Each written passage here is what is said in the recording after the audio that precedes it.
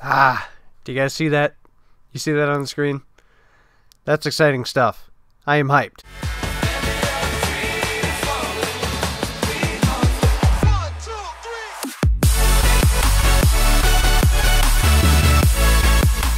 What's up, guys? Schmidt here. Welcome back to another video. Today we're back on Black Ops 3 on the PS4, and so I'm hyped for this message. I'm glad it popped up because it's really cool. It creates a lot of hype, of course. But we're 6 days out from the beta, and we've known the beta date for like the last couple of weeks. Why is this just now coming up and saying the beta dates are confirmed? I don't know. Call of Duty's promotional stuff seems to have been behind all year, so why not continue the train now? So my last video, of course, was about the Black Ops 4 beta and how to get access and everything. A lot of you guys seem to really enjoy the video and seem to help out a lot of people, so that is awesome. Video got a ton of support and everything, which is great. I could not aim for the life of me there. The one weird thing about it, though, was it got quite a few dislikes. Now, dislikes to an extent aren't something that really bothers me. I say that as I'm here talking about it in a video, but it just always boggles my mind, I guess, whenever I get them. Especially, like, in this case, when I get quite a few of them. Because, like, the video was 110% exactly what it was titled about. I mean, the title of the video was How to Play the Black Ops 4 Beta. In the video, I talked about how to play the Black Ops 4 beta. And the dislikes on it are way higher than what I expect. I mean, I don't really expect dislikes at all, to be honest, let alone as many as it got. So I don't know what people were expecting. I mean, I made a video exactly what it was titled about, so I'm not really sure. Anyway, mini rant out of the way for the day. Anyway, what I want to talk about in this video is 5 things from this Black Ops 4 beta that I want to see. I'm also probably going to be doing in the coming days 5 things I don't want to see, and maybe some other videos as well that maybe you guys want me to cover for the beta before we actually get it. If there's any specific pre-beta videos you guys want to see, just let me know down in the comments. But anyway, I'm going to go through 5 things. These aren't really in a particular order of importance from 5 to 1 or anything, but I'm just going to go through 5 things I want to see from this beta. So the first thing I want to see in this beta is good maps and good map flow. So in this beta, we're going to be getting 6 maps. I've talked about that before. We're going to be getting the 4 that we've seen at kind of like the pre-alpha and the E3 builds of the game, as well as 2 new ones that we haven't seen before. So we're going to be getting 6 maps for this beta, which is pretty good. So these maps will hopefully give us a pretty good idea of some of the types of maps that we're going to be seeing in the full game. So of course we've got these 6 maps, and then we've got 5 remade ones from previous Black Ops games coming as well, which we know all of those are going to play really well. They're 5 really good maps that are big fan favorites from the Black Ops series. And the reason I put this as a concern is following World War II. Now, of course, it's 2 differently developed games, and you know, of course, Treyarch maps have always usually been pretty good. They bring a traditional 3-lane design with really good flow with their maps, and they're all usually pretty colorful and everything, which is what I've seen a lot of from the maps that I've already seen from the alpha and the E3 version. So it's a concern of mine because it's something that wasn't in World War II. Not only did we have a lack of maps, but they all sucked. But at the same time, it's also not a huge concern of mine because I know Treyarch's making the game, and I liked what I've seen from the map so far, and I expect a lot of the same from the rest of the maps we get. But obviously, until you play the game, I mean, you can watch gameplay all day long and, you know, form opinions, but until you play the game and get a good idea of the map flow for yourself, you're not really going to 100% know. The next one I want to see is fast-paced gunplay. I guess in a way this kind of relates to map flow a little bit, but it kind of goes along again with something from World War II. It's just the game wasn't really slow. People just kind of, you know, just sat in certain spots on maps, didn't really move around a lot, and just didn't make the game a lot of fun. So with Black Ops 4, I want that up-tempo pace. I want something that casually, like, people move around a lot on. You know, a lot of this gameplay style in World War II is just seems like people run to the middle, and you know, if somebody's already got you beat on a head glitch or something, like, you really don't have a chance. So I guess those 2 kind of relate, but mainly I just want to see the gameplay up-tempo, flowing nicely. You know, Call of Duty has always been a fast-paced arcade shooter. I want to continue to see that in Black Ops 4, which is something I didn't see a lot of in World War II. Next thing I want to see is gun variety. I feel like a lot of these things spell off of World War II, and I mean, I guess that's kind of how things go, is you want to look at the previous game, at least, or the previous games in the series, and I guess you just kind of end up comparing them. And I guess where this whole gun variety thing sparks off from is, I guess just overall, and I could easily point to World War II and say this, but just with a lot of Call of Duties as well, is I feel like sometimes, and I'm going to use World War II just as an example because it's the most recent COD, I feel like a lot of the guns just were a lot of the same thing, especially when it came to DLC weapons. I just feel like a lot of the DLC guns that they brought to the game just felt really similar to other guns that we already had in the game, and a lot of them also looked very similar as well. Now, I know it's World War II, and like massive gun variety wasn't a huge thing back in that day, especially when you're trying to keep a game historically accurate. Now when you come more to a Black Ops 4 style game where it's near future, you can get a little more creative.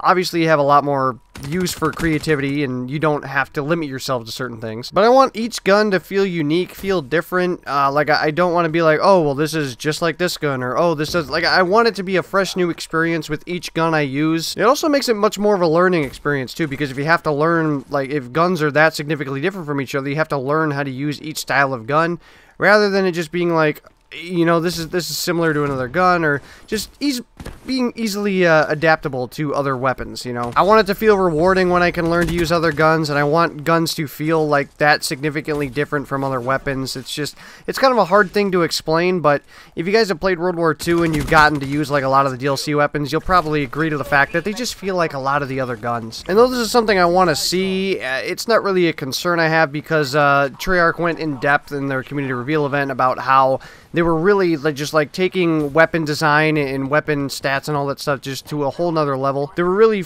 like focusing on putting just a huge emphasis on each and every gun that they brought to the game, because we know they're all going to have like learnable recoil patterns. They're not going to be random. You're going to have to learn how to use guns specifically in that way, and that's the kind of stuff I want to see. You know, I like that. Obviously Call of Duty is a game that's all about guns, guns, guns, so to put a bigger emphasis on that, and you know, just to switch things up and give a different vibe from what we've got in the past few years is going to be good. Next thing I would say I'm really want to see is a good amount of content, but not too much. And this will probably be something I cover in the video of 5 things I don't want to see, or 5 concerns that I have about the beta. It's kind of like I want a good middle ground to where, like, yeah, I want like a good amount of content. Like, I don't want it to be as bare bones as possible, like, oh, just a couple maps, which I already said we're getting 6, and, you know, not just a few guns. I want to be able to use a good amount of guns, but I don't want, like, over half of the game to be in the beta. That's not what a beta's for. This is a fear I have, and a fear a lot of people have had since coming off of Infinite Warfare, to where, like, so much of the game was in the beta that it felt more like a demo, which I attribute that more to the fact of the beta was so close to release, not necessarily the amount of content it had, I guess. But, I mean, have a good amount of content in the beta to where, like, it's not very bare bones, and you're gonna, like, it's gonna make me want to keep playing the beta.